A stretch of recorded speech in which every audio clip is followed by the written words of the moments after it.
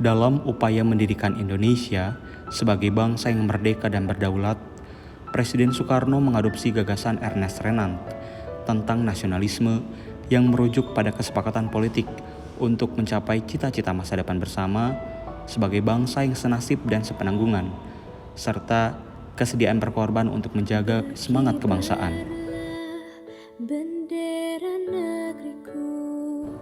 Nasionalisme dalam pandangannya bukanlah nasionalisme sempit, melainkan lebih mencerminkan humanisme dan internasionalisme yang terlahir dari tiga kondisi, yaitu adanya eksploitasi ekonomi, kekecewaan politik akibat dominasi kekuasaan asing, dan hilangnya hak mengembangkan kebudayaan lokal di bawah cengkeraman sistem pendidikan kolonial. Berbicara kolonialisme dalam konteks sejarah Indonesia, ia adalah perwujudan bentuk keserakahan, ketidakadilan, kebengisan, diskriminasi, dan penafikan atas hak asasi manusia.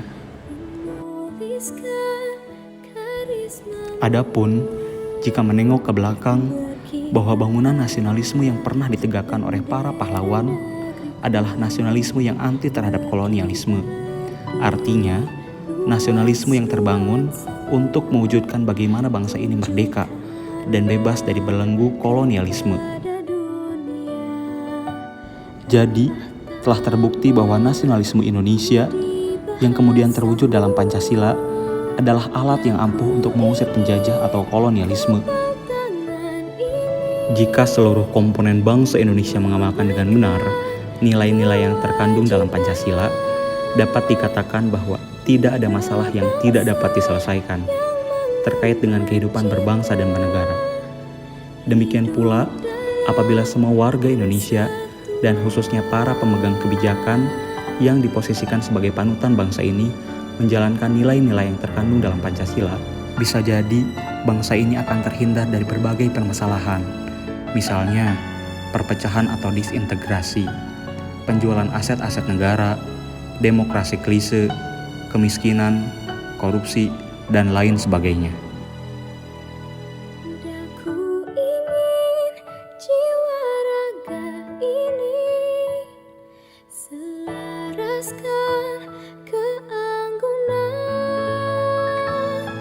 Lantas, bagaimana wujud dari nilai-nilai dasar nasionalisme dalam pelaksanaan tugas jabatan sebagai pelayan publik? Di sini, kami kelompok 2 Angkatan 27 akan menjelaskan bagaimana wujud aktualisasi nilai-nilai nasionalisme dalam berbagai profesi.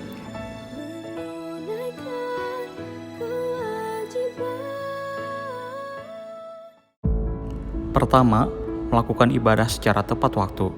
Hal ini merupakan cerminan dari sila pertama, yakni ketuhanan yang Maha Esa.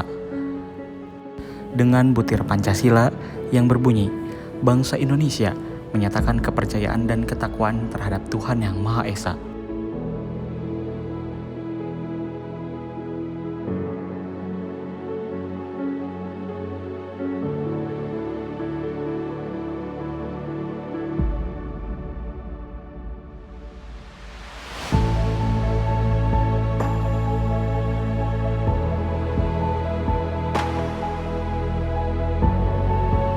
Kedua, melakukan pelayanan secara maksimal kepada masyarakat dengan tidak membeda-bedakan satu sama lain. Hal ini merupakan cerminan dari sila kedua, kemanusiaan yang adil dan beradab, dengan butir Pancasila yang berbunyi, menjunjung tinggi nilai-nilai kemanusiaan. Yang ketiga, melakukan operasi justisi dalam rangka memutus mata rantai COVID-19, cerminan sila ketiga, Persatuan Indonesia, dengan butir Pancasila yang berbunyi sanggup dan rela berkorban untuk kepentingan negara apabila diperlukan. Yang keempat, melakukan musyawarah untuk mengambil keputusan. Hal ini merupakan cerminan dari sila keempat, kerakyatan yang dipimpin oleh hikmat kebijaksanaan dalam permusyawaratan perwakilan, dengan butir Pancasila yang berbunyi musyawarah untuk mencapai mufakat diliputi oleh semangat kekeluargaan.